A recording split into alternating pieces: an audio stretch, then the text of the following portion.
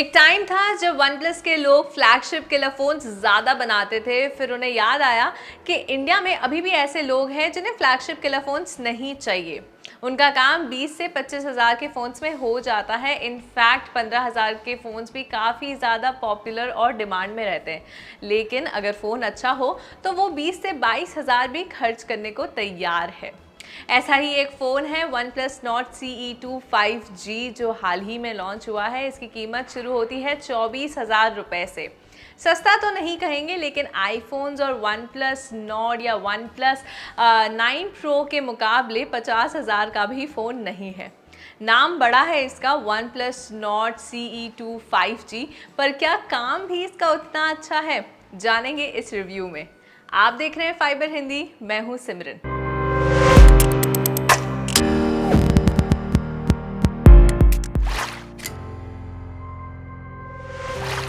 तो चलिए quickly specifications पर नज़र डाल देते हैं। इस फ़ोन में आपको मिलता है 6.43 इंच का एमोलेड पैनल, साथ ही 90 हर्ट्ज का refresh rate, cornering gorilla glass 5 का प्रोटेक्शन दिया गया है। चिपसेट की अगर मैं बात करूं तो यहाँ पर आपको मीडियाटेक डायमेंसिटी 900 का चिपसेट मिलता है। 5G सपोर्ट है और साथ ही 2 रैम वेरिएंट्स अवेलेबल है। 6GB रैम 128GB स्टोरेज, इसकी कीमत है 23,999 रुपये। 8GB रैम 128GB स्टोरेज, इसकी कीमत है 24,999 रुपये। सो इस वीडियो के लिए मैं 8GB रैम वेरिएंट यूज़ कर रही हूँ, तो ध्यान रखिएगा कि जब भी मैं परफॉर्मेंस की बात करूँ तो मैं 8GB रैम वेरिएंट की बात करूंगी। कैमरे की बात करूं तो यहाँ पर आपको ट्रिपल कैमरा सेटअप मिलता है, जहाँ पर आपको 64 मेगापिक्सल का प्राइमरी कैमरा दिया गया है, 8 मेगापिक्सल का अल्ट्रा वाइड सेंसर है, साथ ही 2 मेगापिक्सल का मैक्रो कैमरा दिया गया है। मैक्रो कैमरा से मुझे उतनी खास उम्मीद नहीं है, क्योंकि इसका होना ना होना एक ही बराबर है, तो आप इसे डुअल कैमरा सेटअप ही समझिए। सामने की तरफ आपको 16 मेगापिक्सल का सेल्फी सेंसर मिलता है। बैटरी की बात करूं तो आपको 4500 mAh की बैटरी मिलती है और 65 वॉट का चार्जिंग सपोर्ट। तो ये हो गई स्पेसिफिकेशंस की बात। बढ़ते हैं अब डिज़ाइन की तरफ। OnePlus Nord CE2 5G का डिज़ाइन मुझे काफ़ी हद तक Oppo Reno 7 सीरीज जैसा लगा। कैमरा मॉड्यूल भी आपको वैसा ही लगेगा। यहाँ पर Nord CE2 5G का जो डिज़ाइन है वो अपने प्रीवियस मॉडल से काफ़ी हद तक डिफरेंट है। ये 2 कलर वेरिएंट्स में अवेलेबल है, बहामा ब्लू और ग्रे मिरर। मैंने यहाँ बहामा ब्लू यूज़ किया है रिव्यू के लिए और मुझे ये कलर काफ़ी अच्छा लगा, काफ़ी रिफ्रेशिंग है और आंखों को एक ठंडा इफेक्ट देता है। एनीवेज, हल्का फ़ोन है, 173 ग्राम्स इसका वेट है। वेट कम है इसलिए क्योंकि रियर पैनल प्लास्टिक का है। मुझे थोड़ा पॉलिश और प्रीमियमनेस की कमी लगी। आजकल इस प्राइस में कई फ़ोन्स हैं जहां आपको ग्लास पैनल मिलता है, उनके मुकाबले Nord CE2 का प्लास्टिक पैनल थोड़ा फीका है। रियर पैनल पर आपको ग्लॉसी फिनिशिंग वाली इफ़ेक्ट मिलती है, जिस वजह से होलोग्राफिक इफ़ेक्ट भी आता है। ग्लॉसी इफ़ेक्ट होने की वजह से इस पर फिंगरप्रिंट स्मजेस भी काफ़ी ज़्यादा पड़ते हैं। स्लाइडली एलिवेटेड कैमरा बम्प मिलता है यहाँ, जहाँ ट्रिपल कैमरा सेंसर दिया गया है। उसके बारे में मैं थोड़ी देर बाद ही बात करूँगी। हालांकि डिज़ाइन और लुक्स अब इतना इम्पॉर्टेंट फैक्टर नहीं है आजकल, वो इसलिए क्योंकि हर कोई फ़ोन को कवर के केस के अंदर ही रखता है। लेफ़्ट साइड की तरफ आपको वॉल्यूम कंट्रोल्स मिलते हैं, साथ ही सिम ट्रे स्लॉट, जहां सिम के साथ साथ माइक्रो SD का सेक्शन भी दिया गया है। नीचे की तरफ आपको speaker, type C charging port और 3.5 mm जैक मिलेगा। राइट साइड आपको पावर बटन मिलेगा, पर यहाँ पर अलर्ट स्लाइडर मिसिंग होगा, जो अक्सर OnePlus के फ्लैगशिप फ़ोन्स में देखने को मिलता है। मैंने उसे मिस किया यहाँ क्योंकि मैंने अलर्ट स्लाइडर Nord 2 में यूज़ किया था। लेकिन अगर आपको इसकी आदत नहीं है तो आपको ज़्यादा फर्क नहीं पड़ेगा। ओवरऑल डिज़ाइन स्लीक है और फ़ोन भी लाइट वेट है। प्लास्टिक रियर पैनल जो है वो थोड़ा प्रीमियमनेस फैक्टर को कम कर देता है। अब डिस्प्ले की बात करते हैं तो OnePlus Nord CE2 5G में आपको 6.43 इंच का AMOLED पैनल मिलता है। मेरे हिसाब से ये एक आइडियल स्क्रीन साइज़ है। हाँ, मार्केट में 6.7 इंच के भी स्क्रीन के फ़ोन्स अवेलेबल है। बड़ी स्क्रीन, बड़ी कैनवास ऑफर करते हैं, लेकिन मुझे लगता है कि उन्हें हैंडल करना थोड़ा डिफ़िकल्ट हो जाता है। अगेन, ये पर्सन टू पर्सन वैरी करता है, बट मेरे हिसाब से 6.43 इंच की जो स्क्रीन है वो आइडियल है। यहाँ आपको 90 हर्ट्ज का रिफ्रेश रेट मिलता है, जिससे मैं डिसअपॉइंटेड हूँ क्योंकि अभी मैंने Realme Narzo 50 का रिव्यू किया है जो 15,000 के अराउंड है और वहाँ आपको 120 हर्ट्ज का रिफ्रेश रेट मिलता है। इसमें आपको HDR10+ और Widevine L1 सर्टिफिकेशन मिलता है, जिससे कि आप हाई रेजोल्यूशन में कंटेंट स्ट्रीम कर सकते हैं OTT ऐप्स पर। हालांकि जब आप पहली बार OTT ऐप यूज़ करें तो हो सकता है आपको उसे अपडेट करना पड़े। मैंने Netflix इंस्टॉल किया था Note CE2 पर और उसके बाद मुझे ऐप अपडेट करनी पड़ी, फिर I could stream HDR content. मैंने इस फ़ोन पर फेम गेम सीरीज़ देखी और एक्सपीरियंस काफ़ी अच्छा था। इसकी डिस्प्ले से मैं इम्प्रेस्ड हूँ, कलर्स पॉप आउट होकर अच्छी तरह से आते हैं। नेटफ्लिक्स स्ट्रीम करने में भी मुझे मज़ा आया। हालांकि स्पीकर की परफॉर्मेंस बेहतर हो सकती थी। Note CE2 में आपको सिर्फ एक स्पीकर मिलता है और स्टीरियो स्पीकर्स नहीं हैं, तो वो ऑडियो रिचनेस और लाउडनेस की थोड़ी कमी है। हालांकि हेडफोन जैक दिया गया है फ़ोन में, तो आप आराम से वायर्ड हेडफोन्स भी यूज़ कर सकते हैं। गेमिंग में भी इसकी परफॉर्मेंस डिसेंट थी और रिफ्रेश रेट अगर हाई होता तो गेम प्ले थोड़ा और स्मूथ दिखता।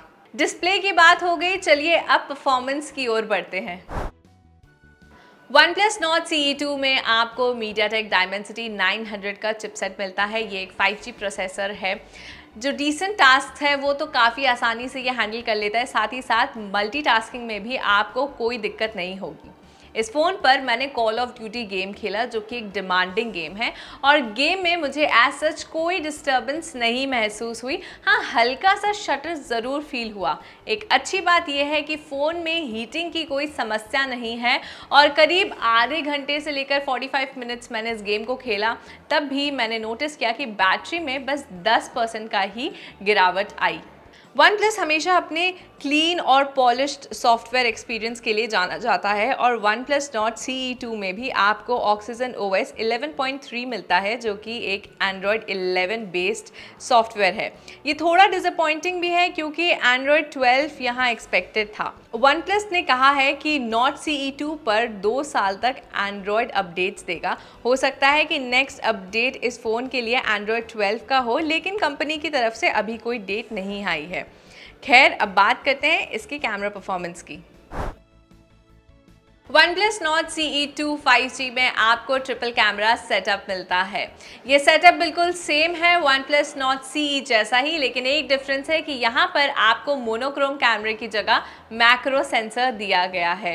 स्पेसिफिकेशंस कैमरे की मैंने ऑलरेडी बता दी है कि यहाँ 64 मेगापिक्सल का प्राइमरी कैमरा है, 8 मेगापिक्सल का अल्ट्रा वाइड सेंसर है और 2 मेगापिक्सल का मैक्रो सेंसर दिया गया है। प्राइमरी कैमरा डे लाइट में काफ़ी अच्छा काम करता है, जैसा कि आप इस फोटो में देख सकते हैं कि नेचुरल कलर को रिटेन किया गया है, साथ ही डिटेल्स भी ठीक ठाक है। HDR और AI मोड के थ्रू फोटोज जो क्लिक की गई हैं वो काफ़ी डायनेमिक रेंज में कैप्चर होती है। नाइट मोड को भी आप यूज़ कर सकते हैं लो लाइट सिचुएशंस में और इस मोड में भी फोटोज काफ़ी अच्छे आते हैं। पोर्ट्रेट मोड में आपको थोड़ा लाइट एडजस्ट करना पड़ेगा क्योंकि एज डिटेक्शन उतनी ऑन पॉइंट नहीं होती कभी कभी। साथ ही डेप्थ इफेक्ट जो है ना, मुझे हल्का लगा। अल्ट्रा वाइड शॉट्स काफ़ी एवरेज हैं और वो डे लाइट कंडीशंस में आपको अच्छे लगेंगे। लो लाइट के जो अल्ट्रा वाइड शॉट्स है उसमें नॉइज़ काफ़ी आती है। मैक्रो शॉट्स में भी कोई ज़्यादा जान नहीं दिखी मुझे। जितने भी मैक्रो शॉट्स मैंने इस फ़ोन से खींचे हैं मुझे ज़्यादा पसंद नहीं आए, और वो इसलिए क्योंकि मैक्रो मोड में फोकस फिक्स करने में काफ़ी डिफ़िकल्टी होती है। Selfies again both normal and portrait mode में मुझे अच्छी लगी क्योंकि स्किन टोन जो था वो नेचुरल था।